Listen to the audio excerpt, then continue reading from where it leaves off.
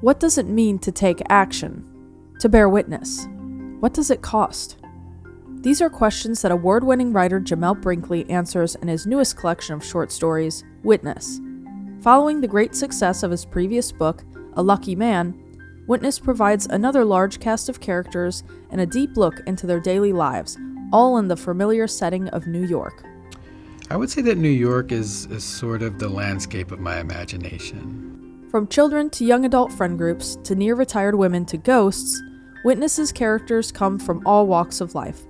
Brinkley's subjects experience a multitude of struggles rooted in real issues, such as isolation, generational trauma, police brutality, and medical racism. I think one of my ideas about writing or being an artist comes from the singer Nina Simone, who said that the duty of the artist is to reflect the times.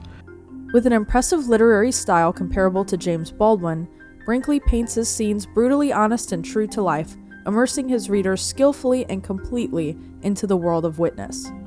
The result of his hard work is a transformative collection of tales that is difficult to put down.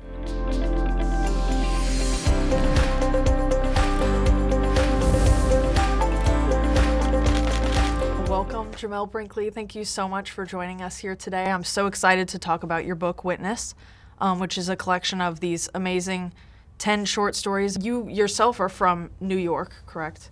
That's right, yeah. Why did you choose that for the setting of your book?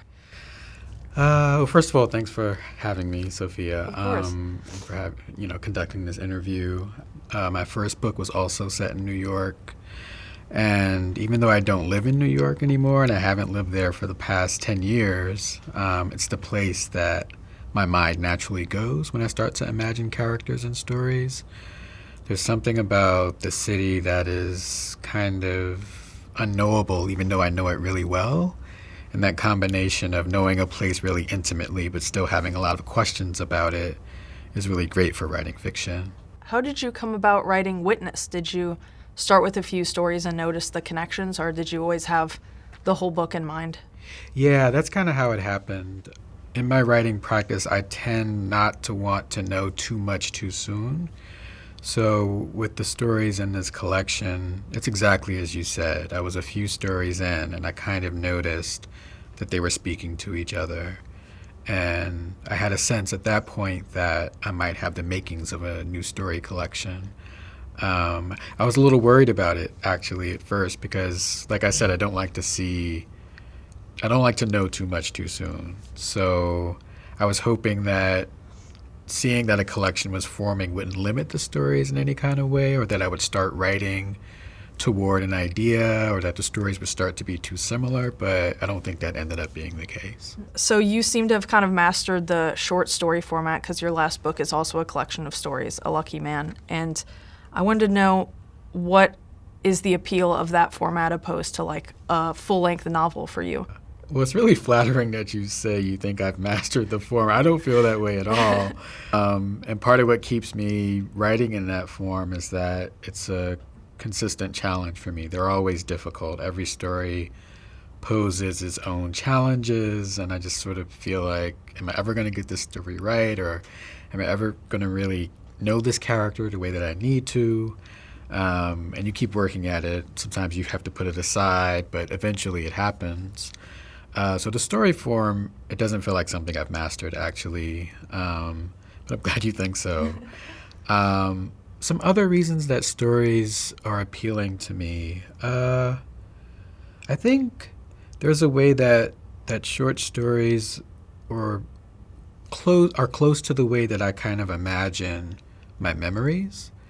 Like I don't have one consistent stream of memory, like that would be something like a novel. My memories are more like little pieces of narrative that are kind of condensed and sort of form their own little stories in sort of a way. And I'm sure that my memory is making things up and it's not exactly right, but that's sort of the way, the shape that my memory takes. And I sort of like that about stories, that they do feel like these little sort of condensations of memory. I'm sure that gives you a lot of freedom to explore like different characters. It seems like you really like kind of an ensemble cast. That too. I think especially if you're working towards a collection, what you end up with is this kind of community, and each story collection is its own community of people. And I do like that range, that variety. The book has characters of very different ages. Their lives are very different, but they're all in the same, geographical location. And I sort of like that diversity within the unity of place. That brings me to my next question. Since you have so many characters of all different walks of life and ages and even genders, the women in this book are just so very well detailed and close to home. So how did you kind of get in the minds of characters that aren't like yourself? Well, thank you, first of all. It's really great to hear that. I'll say first that my first collection was focused pretty much entirely on male characters. And part of what went into the writing of this collection was sort of a reaction to that, wanting to expand my boundaries to show that I could write about different kinds of characters, women included. And so I think it's probably a combination of things, honestly. I think part of it is just being led by genuine curiosity, not assuming that I know what it's like to be a woman, observing, listening, having my friends who are women read the stories, have your toughest audience read the work as you're writing it to make sure that it's meeting or exceeding a certain standard. It's the combination of all those things, because I do think it's possible to write outside of yourself, but I do think you have to do it in a way that's responsible. One thing that I think I tried to do with this was tackle characters of different ages. So I have a story about a woman who's nearing retirement age. She's basically at retirement age. And that was an interesting challenge for me. Yeah.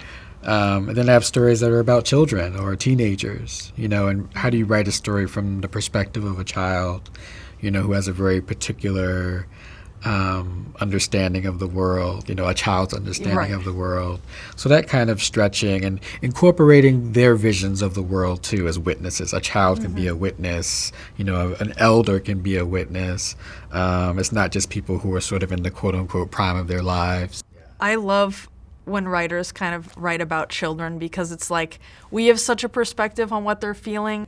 And like you write like so profoundly about like these emotions that they're feeling, but like they themselves probably can't quite recognize that. And this comes up a lot in my writing classes. Actually, we talk about how do you write children, and there are a few pitfalls actually. So sometimes I think when you first start writing about children, you can overestimate how innocent children are, or how ignorant they are.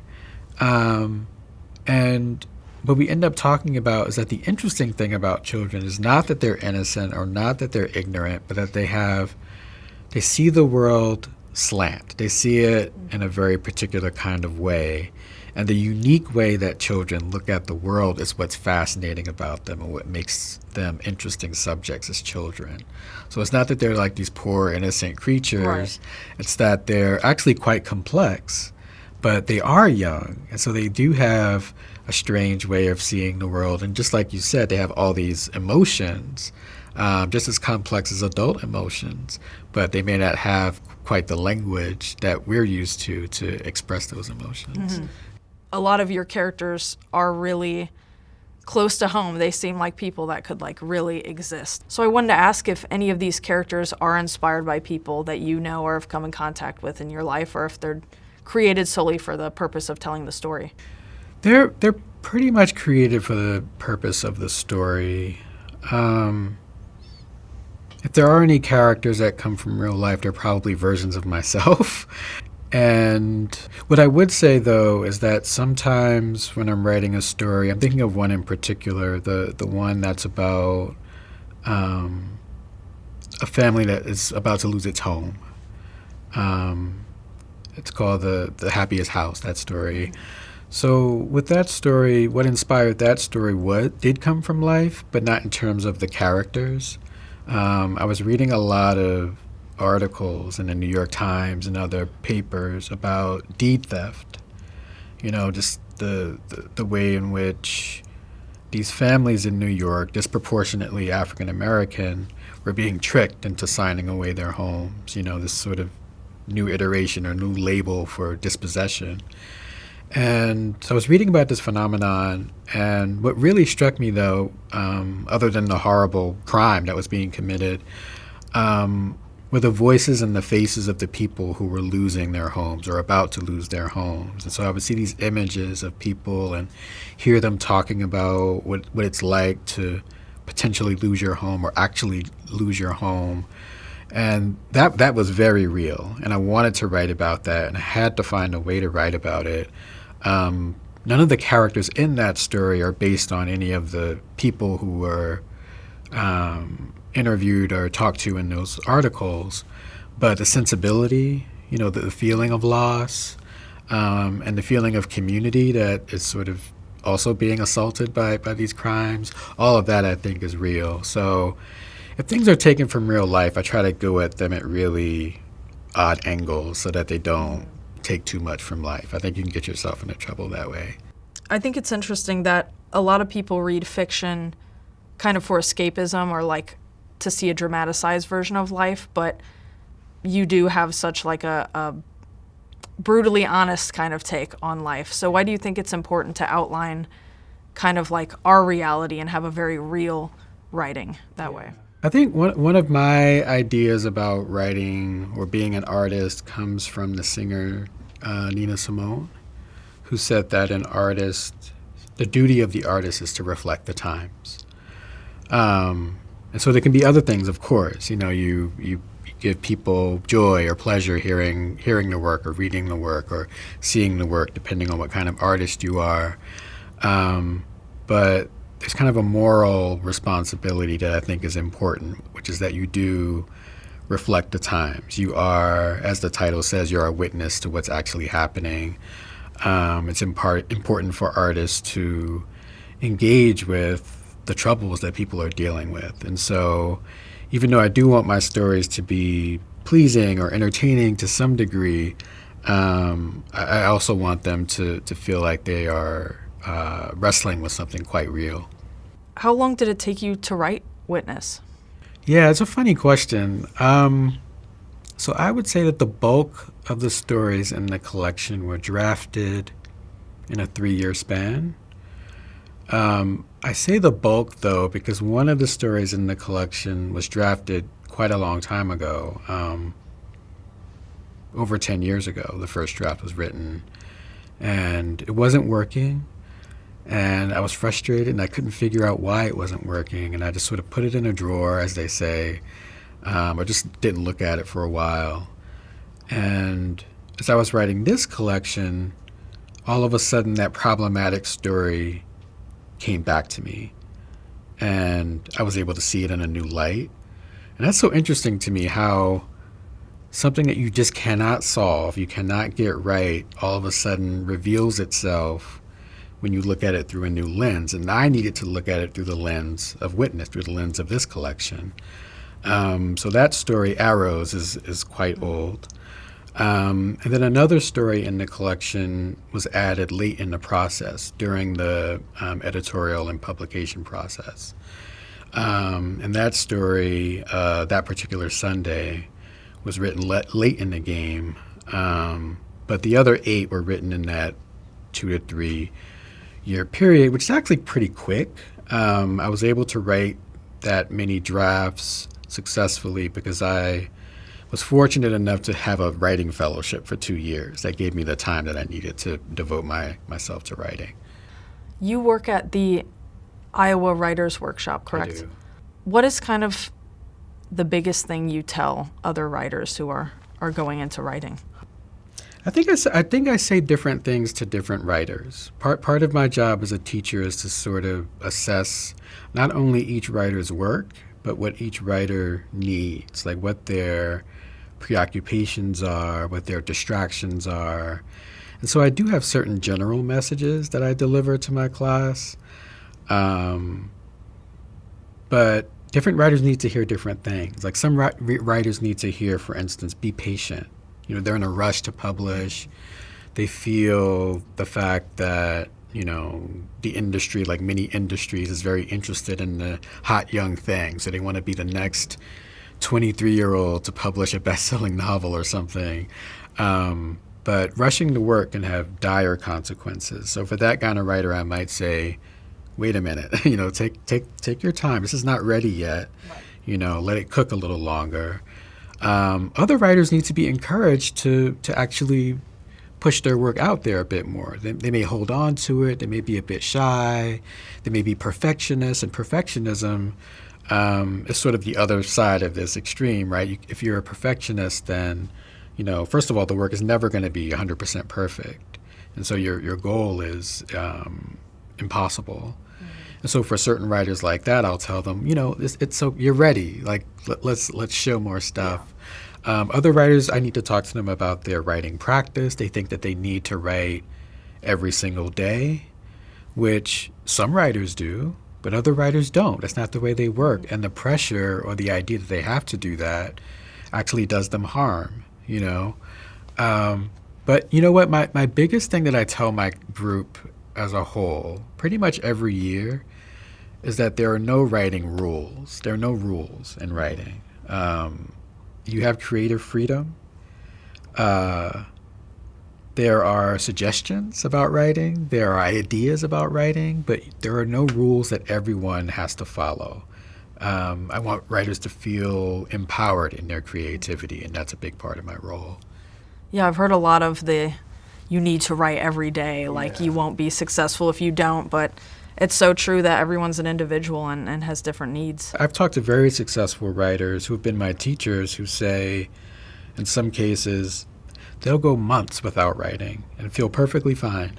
Have no problem with it because there's just nothing there. But then when they do have it, they do get an inclination, or they do get a feeling that a story is possible. Then they work hard, and maybe they'll write every day for a month or 2 months or something. But the idea that you have to write every single day, every single week, every single month, every single year can be quite harmful. Mm-hmm.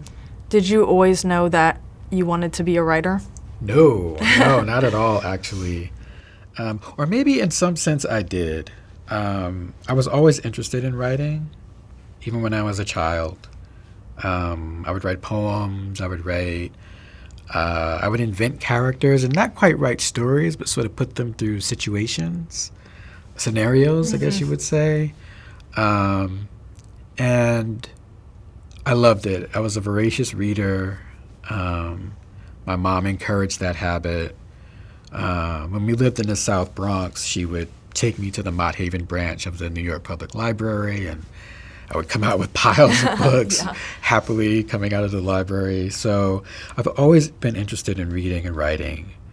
I think I always thought, for some reason, no one told me this. My family didn't send this message to me, but I think I always thought that writing was a hobby. Mm-hmm. It was something you did in your spare time, and it could not be the center of your life. I think there was a part of me that was surprised that there were still living writers. Yeah. It's sort of a child's way of thinking, but you think all books were written a long time ago or something. Yeah. It doesn't make any sense, but I think on some level I thought that. And even as I got older, went through high school and college and beyond, graduate school, I was always interested in writing, but I was not...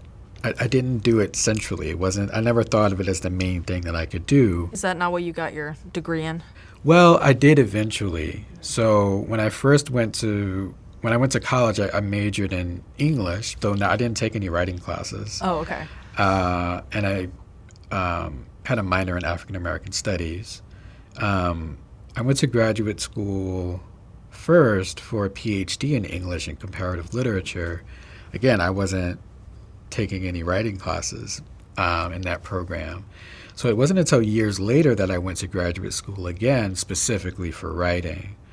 Mm-hmm. But in those earlier years, which is, a bulk of my life, I just thought writing is something you do on the side. And I can put myself in proximity to writing. I can teach writing. I can be an English major. Mm-hmm. I can be a high school English teacher, which I was for a few years. but I wasn't exactly doing writing until later on. So I had to take a big step in order to make that a central part of my life. Is it kind of surreal to you now that you have like two very successful collections of stories? Absolutely. Yeah, it's totally surreal. It's really surprising. I try to keep, it's not too difficult for me to stay even about it, because I know how precarious it all is, how much it involves luck as well as talent. I have friends who are tremendous writers who either aren't published yet or aren't getting the kind of attention I think they deserve. So I recognize that, I'm fortunate, and I'm grateful for that. But I certainly don't have a big head about it or anything like that. It's more like, wow, okay, that's exciting and surprising, and I'm happy it's happening, but I try to stay pretty even about it. What writers have inspired you for Witness specifically? Did you read any particular things to kind of prepare for it? Yeah, this book is indebted to a lot of writers, actually. I'm glad you asked that question, because I think it's important to acknowledge, for writers to acknowledge that we're part of a web. Writers are all connected and influencing each other. Even though writing itself is sort of a solitary act, the world of writing is very connected. So James Baldwin is a huge influence on this book. I would call him the presiding spirit of the book, actually. That's interesting, because I picked up on that for sure when reading it. Yeah, so he uses that word quite a lot in his writing, witness. It's one of his key words. And he thought a lot about what it meant to be a witness. And for him, a lot of it came out of his experience being in the church as a boy. So his idea of the witness is biblically based, based on the Bible. And I don't have quite that take, because I was never religious. And Baldwin himself sort of shed a lot of his religious connections, formally at least. But his idea of witnessing as moral responsibility, and